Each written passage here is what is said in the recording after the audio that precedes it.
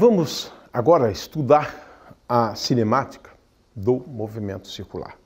É claro que quando a gente começa a estudar a cinemática, nós devemos, em primeiro lugar, definir as coordenadas que vamos utilizar na descrição do movimento.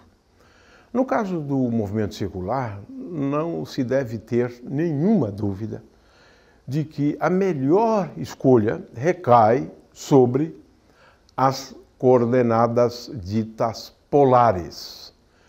No caso das coordenadas polares, nós trabalhamos com uma coordenada que é a distância do ponto até a origem do meu referencial e um ângulo φ.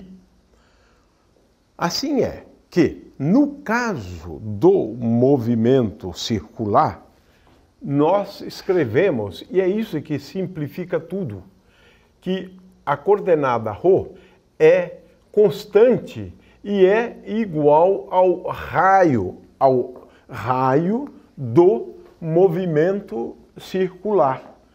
Consequentemente, a coordenada importante, e que esta, sim, vai depender do tempo, é a coordenada φ. Portanto, do ponto de vista da dinâmica, o que nós estamos querendo é, a partir do conhecimento das forças ou da força agindo sobre a partícula num movimento circular, nós vamos tentar determinar como a coordenada φ varia com o tempo. A nossa intenção é escrever equações que nos permitam, em princípio, determinar φ. Φ, portanto, é a única coordenada relevante no movimento circular. No entanto, podemos também introduzir uma outra coordenada. Sim, a famosa coordenada S. S é igual a R vezes φ.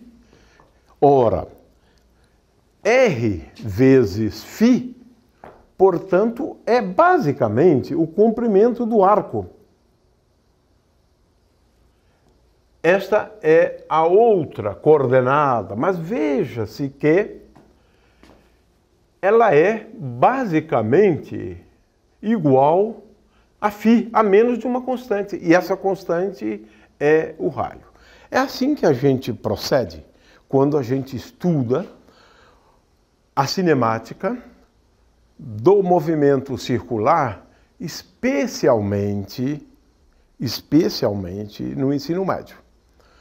No nível universitário, nós recorremos a um outro expediente para estudar o movimento circular.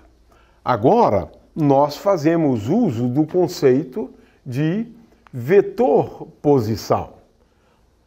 Ora, o vetor-posição, no caso do movimento no plano, é igual a xi mais yj, já que, nesse caso, estamos considerando o movimento no plano z igual a zero. Ora, lembrando da relação entre a coordenada x e as coordenadas polares, nós escrevemos que R é igual a ρ, que eu coloco em evidência, mas ρ é igual a R, então logo em seguida nós tomaremos ρ igual a R vezes cosseno φ vezes I mais seno φ vezes J. Ou seja, no movimento circular, nós escrevemos R é igual a R, que é o raio da circunferência, vezes cosseno φ, I mais seno φ vezes J. Ora, nós damos um nome a esse versor de E índice ρ. Portanto, escrevemos R é igual a R vezes E índice ρ. Vamos recapitular um pouco esse conceito de versores E índice ρ e E índice φ, que nós utilizaremos em seguida. Na cinemática do movimento circular, é importante entender que o vetor posição, bem como um vetor qualquer, um vetor velocidade, pode ser escrito a partir dessa base de vetores.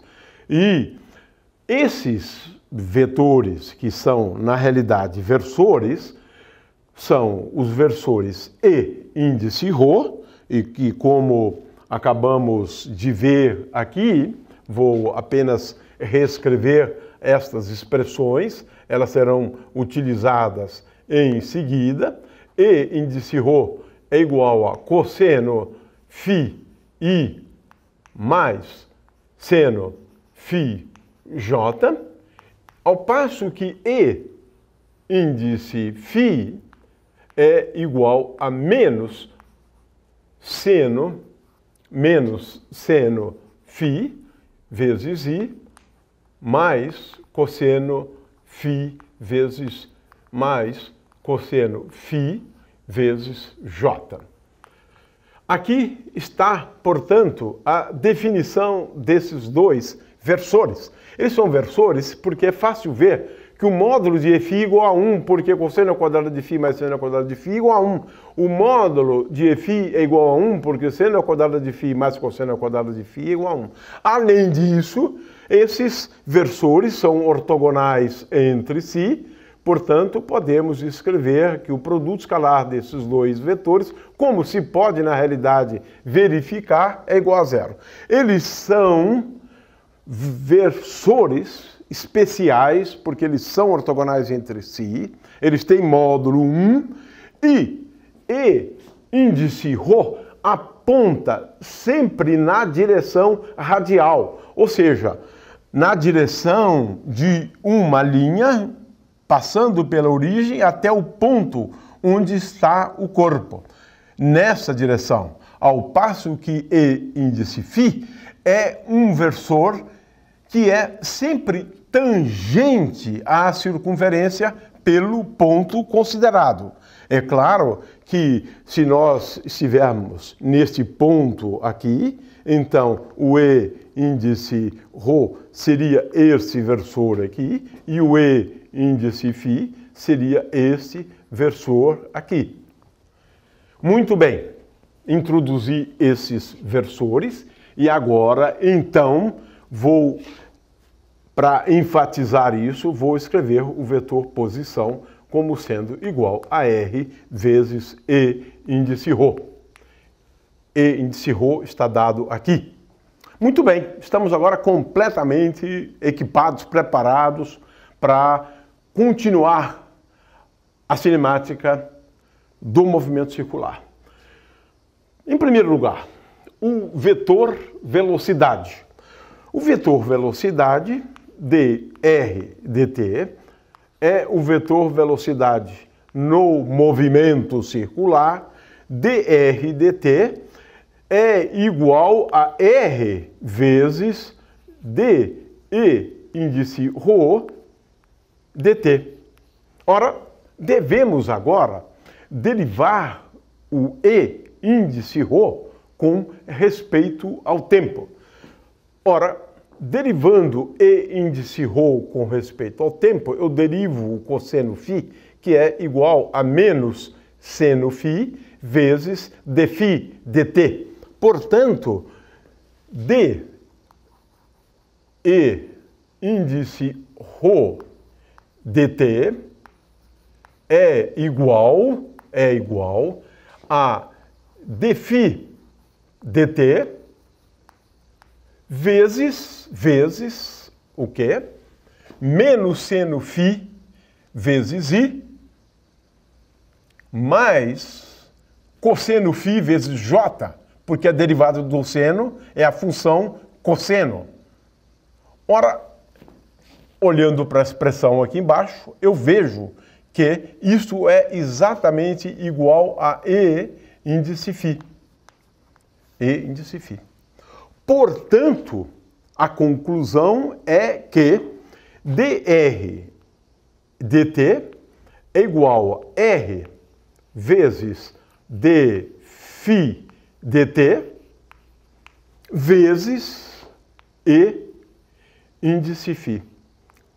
Vamos entender essa expressão melhor, reescrevendo então que a derivada do vetor posição, que é a velocidade do móvel no movimento circular, é igual a R vezes dφ dt vezes E índice φ. Ora, o que significa isso? É simples. A derivada do vetor R me levou a um vetor tal que o seu módulo é R vezes dφ dt. Em primeiro lugar, quem é dφ dt? Dφ dt é o que nós denominamos de velocidade angular do movimento circular. É a taxa de variação instantânea do ângulo φ. Ora, nós concluímos em primeiro lugar que a velocidade escalar é igual a R vezes ômega. Ou seja, a velocidade escalar é igual a R vezes dφ dt. E que a velocidade é sempre tangente à circunferência em cada ponto. Sempre tangente à circunferência em cada ponto do espaço. Ou seja, a velocidade, o vetor velocidade, é tangente à circunferência em cada ponto que a gente venha a considerar. Além disso, a componente da velocidade na direção tangencial é R vezes dφ dt, e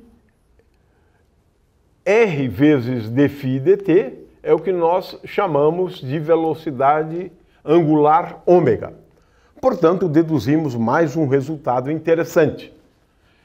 Vamos, finalmente, deduzir uma expressão para a aceleração. Ora, a aceleração é dada pela derivada do vetor velocidade com respeito ao tempo.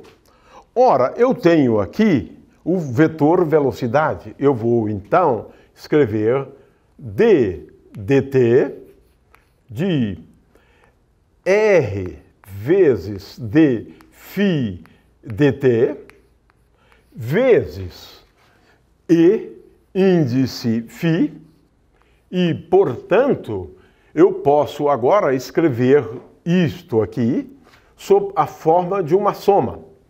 A primeira é R, derivando, R constante, eu coloco fora, quando eu derivar dφ dt com respeito ao tempo, eu vou obter, então, a derivada segunda de φ com respeito ao tempo, duas vezes. Então, d2 φ dt2 vezes E índice φ, mais R vezes dφ dt, vezes a derivada de E índice φ com respeito ao tempo. E agora vamos descobrir o resultado da derivada de Eφ com respeito ao tempo. Vamos olhar para essa expressão. Eu vejo que dE φ dt é igual a dφ dt, em primeiro lugar, porque eu tenho que derivar o argumento da função seno e da função cosseno, vezes, agora eu tenho que derivar seno e cosseno. Derivando seno, eu vou obter cosseno. Então, menos cosseno φ vezes I, derivando o cosseno é menos seno φ vezes J. Ou seja, é menos E índice ρ. Ora, utilizando então esse resultado aqui, eu concluo que a aceleração tem duas componentes ou dois termos, R vezes D2 φ dt2 vezes E índice φ,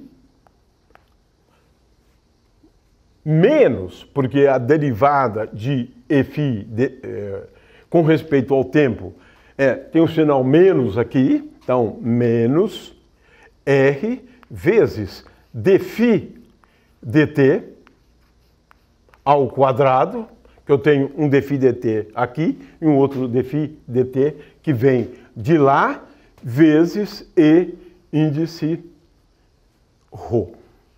Aqui está, portanto, toda a cinemática vetorial agora do movimento circular. Estas são as expressões mais importantes, a expressão da velocidade no movimento circular, a expressão para o vetor posição no movimento circular. Consequentemente, aqui eu tenho o vetor posição, aqui eu tenho o vetor velocidade e, finalmente, aqui eu tenho o vetor aceleração. O vetor aceleração, como nós percebemos aqui, ele é um pouco diferente do caso do vetor velocidade. O vetor aceleração, ele sempre tem duas componentes. Uma componente radial, apontando para o centro, e esta componente recebe o nome de aceleração centrípeta. Centrípeta, ela sempre aponta para o centro e, portanto, podemos verificar que a aceleração centrípeta, poderíamos escrever assim, né? A aceleração centrípeta, ela é igual a menos R vezes dφ dt, posso escrever assim, dφ dt ao quadrado, ou igual a menos R vezes ômega ao quadrado. Existe uma componente da aceleração, que é a aceleração tangencial. Nós nos referimos à aceleração tangencial, ou a componente da aceleração nessa direção, como sendo a aceleração escalar. Usualmente utilizamos A e escrevemos A como é igual a R vezes alfa. Alfa é a aceleração angular. Ou seja, olhando para esta expressão aqui, temos que a aceleração escalar é igual a R vezes alfa, que é igual a R vezes D2 φ dt2. Ou seja, alfa é a aceleração angular, alfa é igual a D2 φ dt2, ou o que é a mesma coisa, a taxa de variação instantânea da velocidade angular, alfa, portanto, é igual a dômega dt. O resumo da cinemática vetorial é o seguinte: o vetor posição tem apenas uma componente normal à circunferência, é uma componente radial. O vetor velocidade tem apenas uma componente tangencial à circunferência. No entanto, a aceleração tem duas componentes, uma componente tangencial à circunferência, que é a aceleração escalar, e uma componente normal ou uma componente radial, que é a aceleração centrípeta.